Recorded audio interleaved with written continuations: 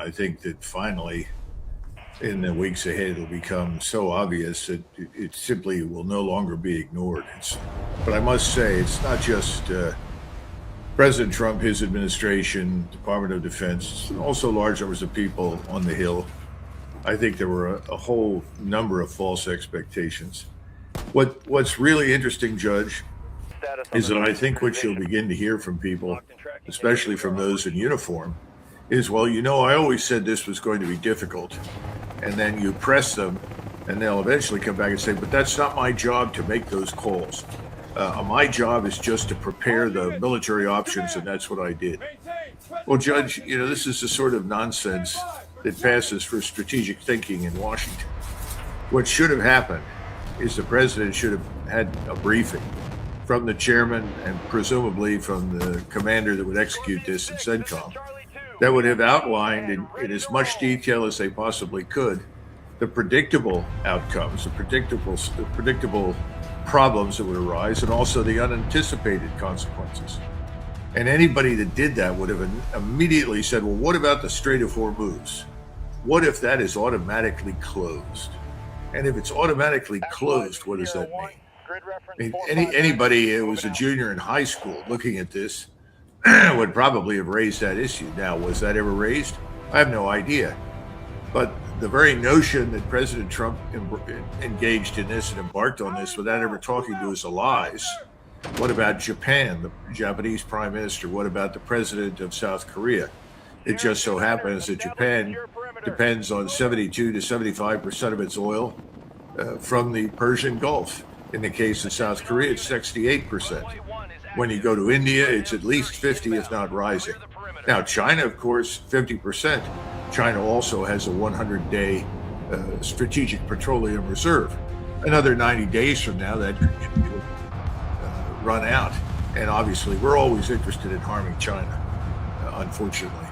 But everybody else in Asia is not our enemy and certainly is not opposed to us. And we did a lot of damage. You turn to Europe, it's probably as bad, if not worse, with rises in prices from 70 to 100%. No one seems to have done any real thinking. And I think it's time for the people on the Hill to do their jobs. At least it would be nice to see some effort raising some of these questions. Sounds like you're of the view that they not only didn't do their thinking, they didn't do their homework, which raises the question, why did it start 2 weeks ago? Is it because, as Marco Rubio, the Secretary of State, said, Netanyahu called up and said, we're going in anyway, with us or without us, and you better protect us? Or was that date chosen all along and Rubio made this up? I don't think Senator Rubio necessarily made that up. I think the decision to attack had been made a long time ago. There was some quibbling about exactly when to do it, and I do think that there was some hesitancy initially on the American side, because as you got closer and closer to pulling the trigger, there were more and more concerns, not about what I just raised, but about the notion that we might not have enough firepower and we needed more. We think in terms of pulverizing the country, doing so much physical damage to it, killing its leaders, and killing anyone that might accidentally be in the area, that we lost sight of the other possible outcomes that have a lot more to do with the global economy, not just the regional economy in our own country. So I think what we can say is we were going to do this, no doubt about it. The Israelis finally lost patience, which is not unusual for Mr. Netanyahu, and he said, I want to go now. We're going to go in, so go with us. And I think President Trump decided he had no choice but to go with them. Yeah, but neither the president nor the Israelis, and I'm going to play their best explanations, the best explanation from each in a moment. Neither the president nor the Israelis have given a sound reason. Now, you talk about generals expressing opinions. I don't know if this general, got a great name, Alexis Grinkowicz, 4-star commander-in-chief. That's like a character out of a novel, but he's the 4-star Air Force general, commander, supreme allied commander in Europe, saying what I think I've heard you say, that you can't invade a country with just an air campaign. It actually hardens the people's resistance. He said this yesterday under oath. I wonder if he still has his job, if Pistol Pete hears this. Chris, before I get carried away here, number 33. The reason he said as well is because the question was about Iran. I wonder if Donald Trump heard that in the Oval Office. Well, probably not, because this man is the commander in EUCOM. In other words, commander in Europe. So he would not have intruded into the planning or counseling process that goes on in U.S. Central Command. By the way, he's also another big Russia hater who's doing everything he can to lead the fight in Ukraine against Russia. Well, that's probably why he has that job. Yeah, well, no doubt. But I mean, that's equally stupid for different reasons. But this idea, I think, is one that he probably decided it's in my personal interest to speak out in response to the question. And who knows, it may be that member of the Senate or the House, whoever it was, had actually warned him he's going to ask the question. It's not impossible that the two know each other, and the Air Force general said, why don't you ask me that? These kinds of things go on in Washington. That's not a manifestation of great character. He's stating something that virtually everybody with a brain who knows anything about warfare could have said. What we don't know is what happened inside the Oval Office, inside the command center in the Pentagon, with President Trump, General Kane, and the U.S. Central Command commander and the staff that was there present for the briefing. We have no idea. Do you know, either from sources or from what you know about General Kane, if he advised against all this, if he did what a general should do and told the president of all the downside risk? Or, since, as you indicated, Trump rescued him from retirement, put a fourth star on his shoulder, made him the chair of the Joint Chiefs of Staff, he just told the president what he wanted to hear? Well, again, we don't know. My suspicion is, based upon what you just said, is he may have well said, well, Mr. President, this is a risky operation. And then he went back and said, if we're going to do this, we need a lot more firepower. Because that's nearly always, I mean, this has been going on since the First World War. The reason we fail, that's what people think in the military, is there wasn't enough firepower. If you'd had more firepower, you would have had more killing, more destruction, and then we might have been successful. After every air campaign that has failed because it was not integrated with ground operations, the argument was the same. Well, we did all we could, but we didn't have enough. We didn't fight long enough. We didn't drop enough bombs. So I guess what I'm trying to say, Judge, is that I have no idea what did or didn't happen, but I have low expectations of the people at the top and their readiness to step forward and say, Mr. President, I urge you not to do this. This is a very dangerous and stupid idea. Here's the president's best argument about why, I think I'm being fair to him, even though I've been as critical of him as you, as to why he did what he did when he did it. This is President Trump on March 9th, which is Monday, 4 days ago. Chris, number 7. Where of any evidence or any ability that the Iranians had to attack the United States? No, I don't think so. But on the other hand, did he call in the director of the Central Intelligence Agency or the director of National Intelligence and ask them point blank, is there any danger right now of the Iranians attacking our forces, either in the region or more remotely here in the United States? I think what he was saying is the danger that they might attack us. That sounds like something Netanyahu would have said. And he listens to Netanyahu. Let there be no mistake about it. That's part of the deal about becoming president of the United States and holding the White House right now. He promised to do that. So I think he listened to Prime Minister Netanyahu. And Netanyahu was making that argument. But we also know from intercepts, I'm told, that both Beijing and Moscow advised the Iranians under no circumstances preempt. And they agreed, and they said they absolutely would not preempt, because if they did that, they would sacrifice what they considered to be the moral high ground. And they were right. Remember what Bismarck said about preemptive strikes. It's like committing suicide out of fear of death. But the Iranians were not going to do that.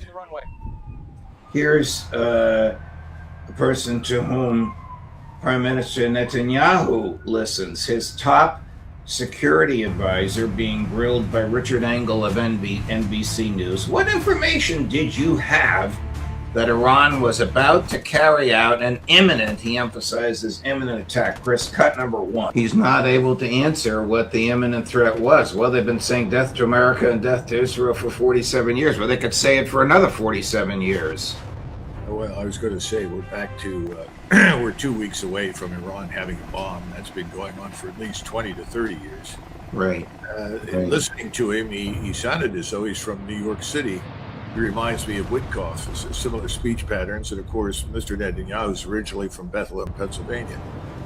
So I think we're listening to people who are scamming us. And I think that's been going on for years. They're desperate to drag us into the war. They know that we can conceivably or potentially utterly destroy Iran, which is something they can't do. They can do many things, but absolutely destroy it short of a nuclear device, no. So they wanted us in, we're in. And now I think people have wakened up to the reality that the enemy was not nearly as vulnerable as the television generals insisted. Remember, for the last, 12, 13, well, actually, I guess we should go back several weeks. Listen to what I call the television generals on Fox, who come on and say, oh, this is the time. Iran has never been weaker. There are millions of people who hate this regime. They will rally to us. We have to do this. Well, what's happened? That's a lot of nonsense. In fact, the Financial Times, the most recent one, has a very fine essay in there by an individual who is talking to people on the ground in Iran and talks to lots of people who don't like the regime, who've all said exactly what we warned, which is, this is my country. I may not like the regime, but I'm not going to turn it over to the people who are bombing and killing us. Gee, what a shock. Here's just going to turn your stomach a little bit. Here's the government's chief spokesperson and explainer for war doing his best imitations of George Patton. Chris, number 35. I don't know who said it, but I'll repeat it. This is a gangster foreign policy. I mean, this is the bellicosity bordering on barbarism. I would go back and, whilst Hegseth was talking, and look carefully at General Kane. Yes, the look on his face. He had to look down at his shoes. Well, he's obviously wildly enthusiastic about all these statements. Judge, we're throwing out the rules. No more rules of engagement, all this sort of thing. Every Western military establishment that has done that almost immediately stopped doing it because they realized they created more problems for themselves than they had already. It's back to what the Air Force general, who happens to be the Supreme Commander of Europe, said. And he was absolutely right. We found in the past that these kinds of massive bombing campaigns tend to stiffen resolve, breed hatred, breed a passion for vengeance and revenge. I interviewed people that lived through the Second World War in Germany, and these were women and people that had been children at the time. And they talked about years of running into shelters and living under bombs. Probably find out the same thing from the Japanese, but they didn't talk to them. And it did exactly what the Air Force general said. It stiffened everybody's spines. Everybody wanted to go out and kill every American they could get their hands on. This is dumb. This is foolish. And Hegseth should know better, but he obviously doesn't. He thinks he's briefing a high school football team or something. I always get the impression he really wanted to be an athletic coach, except we even have rules in athletics. One of the hottest and saddest issues today is the use of an incendiary bomb to incinerate 170 little girls at a school in Iran. And the question is, why has he been saying Iran did this to their own children, which is just not even believable. But yesterday he was asked, how do you react to the Pentagon's investigation that it was a deliberate decision? They didn't think it was a school, but it was a deliberate decision by the Pentagon to strike that building that happened to house 170 little girls. Chris, number 32. Well, that speaks badly of his notions of leadership. I cannot, first of all, and I've said this to everybody who's asked me, based on my experience with the Air Force in particular, their targeteers are excellent now. I know that Scott Ritter and others have said, well, this was a product of artificial intelligence. I don't know that. If artificial intelligence was involved, I would still have expected targeteers, in other words, expert enlisted men, non-commissioned officers, and officers in the Air Force, to have gone over those targets to make sure that they were accurate and not simply spat out at us by a machine that may not have had enough data to make the right decision. And people do make mistakes. Sometimes overhead imagery is confusing. What you think is in one building turns out not to be there. I'm certainly willing to give everybody in uniform the benefit of the doubt because I've been down that road and they are very, very good. And no one, I don't know of anybody in uniform who would deliberately target a school full of children. Sorry, never met them. I don't think they exist. So under those circumstances, if President Trump understood that, it would be very easy for him to say, well, I haven't seen those results. If that's true, I deeply regret it, and I take full responsibility as Commander-in-Chief. Whatever happened is ultimately my responsibility. I understand that. I regret it, and I will make that clear to everyone, including the Iranians, and then walk away. Right. Here is a very interesting admonition to the president by one of his staunchest supporters, former House Speaker Newt Gingrich, whose wife is the United States ambassador to Switzerland, one of the 3 or 4 most coveted ambassadorships, speaking from the embassy in Switzerland with lessons for President Trump. Chris, number 28. Can manipulate people and events inside other people's societies and countries. I remember many years ago when I was in graduate school, this particular question was asked by several people. Why haven't we managed to manipulate the population inside the Soviet Union? There are lots of disgruntled people inside the Soviet Union, lots of people that don't like the government. And Henry Kissinger answered by saying, you're a fool. You know, that place is enormous. It has an enormous population. What makes you think you can manipulate the people that live there? You know, grow up and walked away. We've been dealing with this nonsense for too long. Newt Gingrich is dead wrong on the third point. That needs to be forgotten and buried. Now, the first 2 points. Number one, sure, as soon as you attack Iran, we're going to close the Straits of Hormuz. Hello. You know, you don't need to be a genius to figure that out. If that happens, what happens to us? What happens to our allies? What happens to the world economy? How are we going to deal with it? Can we regain control of it? If you answer all of those questions, you don't bomb. Secondly, the Revolutionary Guard Corps, no future. That presumes that some government is going to come to power and punish everybody in perpetuity. That didn't happen after World War II. That's not happened anywhere that I know of. It didn't happen when East Germany became part of West Germany. What you do with the people that are ideologically resistant to assimilation is that you give them a pension, you send them away. Very few qualify as real criminals that need to be dealt with in a summary court-martial. But the first one is the most important one. And again, we go back to who, you know, somebody said, you know, in this film by Oliver Stone years ago, was it Apocalypse? You know, soldier comes out in the middle of the night and says, or the officer steps up into this mess and says, who's in charge? The soldier looks at him, doesn't know he is, and says, I thought you were. I begin to ask, who is in charge? You know, how could this happen? And that's why I go back to monumental stupidity. I think what we're being treated to right now in Washington is a trip to the land of Oz. Remember the wizard whose curtain is pulled back by the little dog and everybody discovers the wizard is a fraud? Right. That's what's happening, not just to Donald Trump, to the governmental apparatus. The whole thing is being exposed. This is unforgivable. And I think that probably has some reason, or is some reason for General Kane to stare at his footlaces or bootlaces or whatever they were, shoelaces, during Hegseth's remarks. How dangerous to the average American living in the United States is this war likely to be?